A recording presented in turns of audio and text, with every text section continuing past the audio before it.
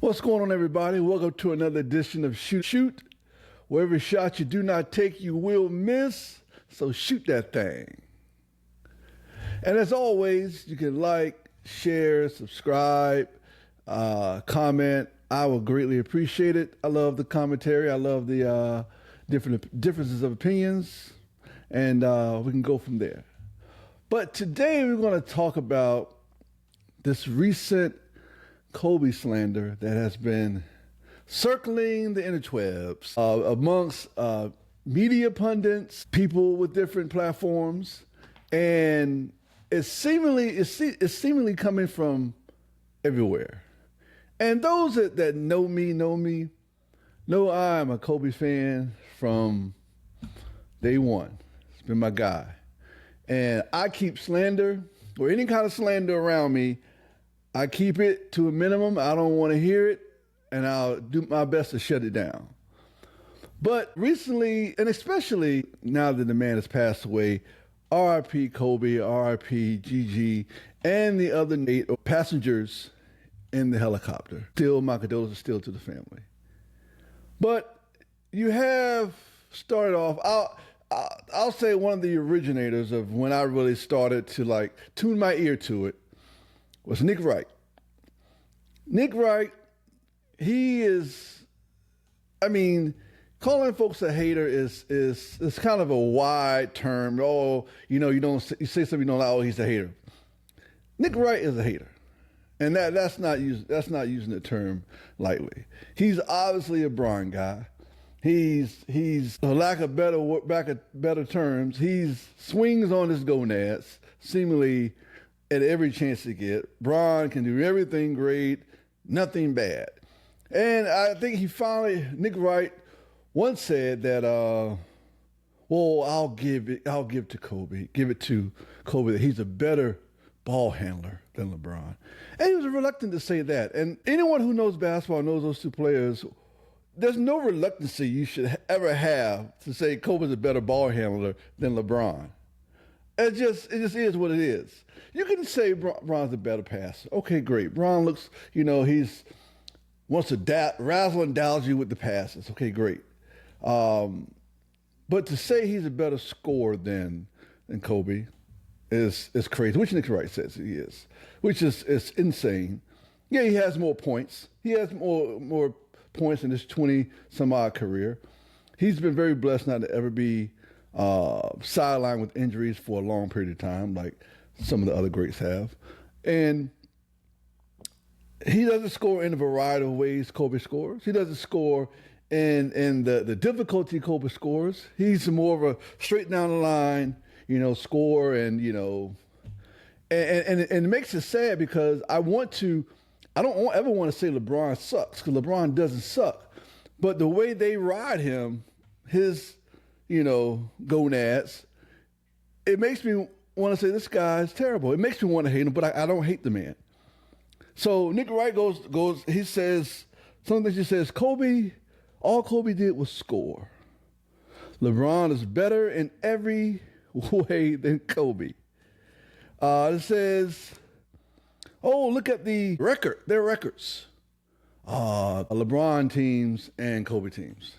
So then I said, okay, look at the percentages when they guard each other. We're judging them, right? We're judging those two players, not the Cleveland Cavaliers, Miami Heat, and all that stuff. We're judging those two players, all right?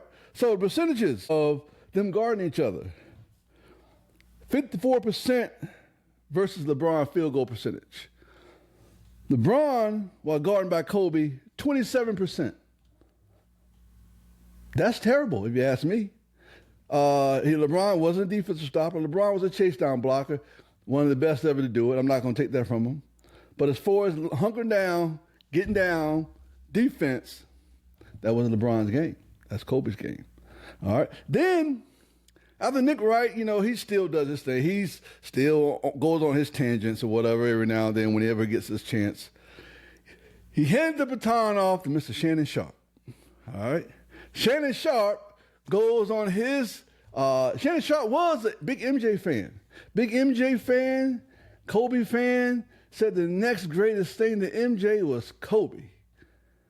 And So he got his platform on ESPN and started with Skip, Undisputed. Took it over to ESPN once all that went away. And Kobe's not this. Kobe's like, Bron is way better than this. Wearing his little goat mask and, drinking his Henny on set or whatever. And, Goat James. When did all this change? When did all this Kobe admiration change? Kobe, he hadn't played anymore. So you can't say he went downhill from where he was. So now the man's passed away. Everybody wants to take shots at him and lift LeBron up to some stratosphere he never will be, in my mind and a lot of other people's minds. All right. So then he passed the baton. So Shannon Sharpe did his little thing. Still does it every now and then, but it's calmed down since he's got his little incident with the little girl from OnlyFans. He's kind of died down his little stuff a little bit. Passed the baton off to Gilbert Arenas. Gilbert Arenas has an excellent platform, excellent podcast, and he has a voice. He has listeners. Gilbert Arenas once singing Kobe's praises. Now he's just, Kobe's not this, LeBron's way better than this. Kobe's not really, he's not really the second coming to Mike. He's more Mike in his second three-peat. Okay, so he's like Mike. I mean, that's what he said, right? Oh, he's not like Mike, the 80s Mike. He's like the Mike in his second three-peat. So he's like the Mike who won 3 championships, 3 MVPs in a row. Okay, sure, we'll take that. I'm not sure what point he was trying to make for that. And he goes off on his little tangents, whatever, he's, LeBron's better this. Then he'll flip-flop some of his shows and go back to how great Kobe is. And he went on a show, I think, I forget the name of the show, but, oh, Kobe's my guy. I have a tattoo on my leg with 24 because of Kobe. So he flip-flops wherever the wind takes him, and that's where Gilbert goes. Then, after Gilbert, now T-Mac takes a stray. T-Mac comes in, chimes in. He and T-Mac, I like T-Mac a lot, and he's actually Kobe's friend. It's documented. They've done interviews together. They're actually good friends. So why he jumped in, I don't know. So he comes in and says, "Oh well, if I had Shaq those years too, I would have won as well." T-Mac, no, you wouldn't have. T-Mac, you're a great player, great scorer, but your leadership qualities, and during that time, was lacking. You didn't get down, hunker down on defense. You didn't get in players' faces to attempt to make them better. You didn't do the little small things to help the team win. So it wouldn't have been the same. It wouldn't have been the same at all. You probably would have gotten there. You've got to the playoffs. You might have maybe smelled the championships, but you wouldn't have won those 3 if they replaced you with Kobe. That's insanity. Then I'll address all these people who rank Kobe, he's not in my top 5. LeBron is the GOAT. Michael Jordan is this. Michael Jordan is not the GOAT. Okay, so if all these players are saying, I'll give you one better. When you go to a restaurant, when you are looking at a restaurant and you are trying to see if that restaurant is something that you want to take your woman to, or you want to take your man to, you want to take your family to, but you haven't eaten there. You don't know anybody who's eaten there. So what do? Let me go to the reviews for the people who have eaten there. Let me go to the reviews of the people who have experienced that restaurant, who have experienced the ambiance, the food, the wait staff, the management, etc.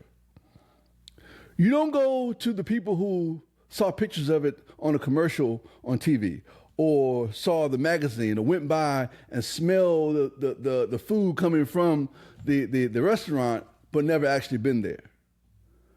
So I'm going to take a person's voice, a person's opinion, who hasn't played against Kobe or Mike, but specifically Kobe, and go off you and you tell me who's the greatest. Will you ever played against Kobe and LeBron? Or am I going to take a person who has played against LeBron and Kobe and can tell you Kobe is the better player. Kobe's the best I've seen all time. Kobe, you guarding Kobe, he's great because he doesn't let you off the hook. LeBron lets you off the hook. Larry Bird even said that he didn't play against either one of those guys, but he's in the game, he's around the game way more than you stands out there and way more than I am.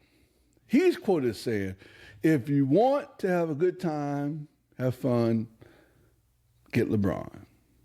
If you want to win, play with Kobe.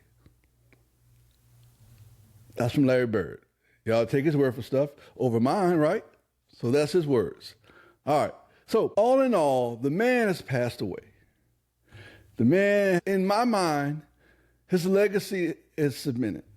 5 championships, 5 out of 7 tries.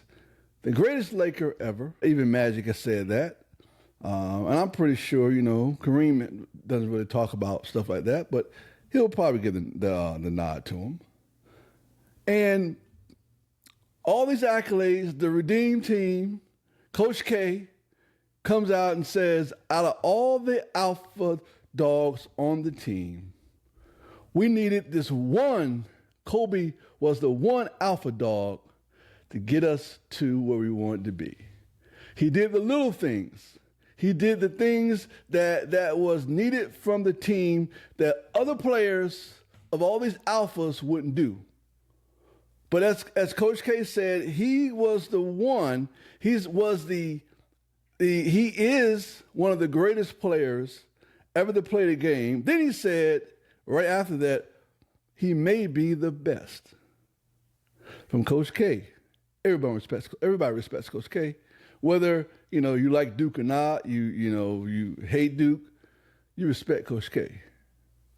It's not coming from me, not my words, Coach K's words. Until next time, guys, cut all that slander out. And if you would like, you can subscribe, you can comment, like it, share it. It's all good. I'll take it in stride. I appreciate you guys listening. I appreciate you guys taking your time out of your day just to hear what I got to say. Remember, shoot or shoot. Shoot that thing.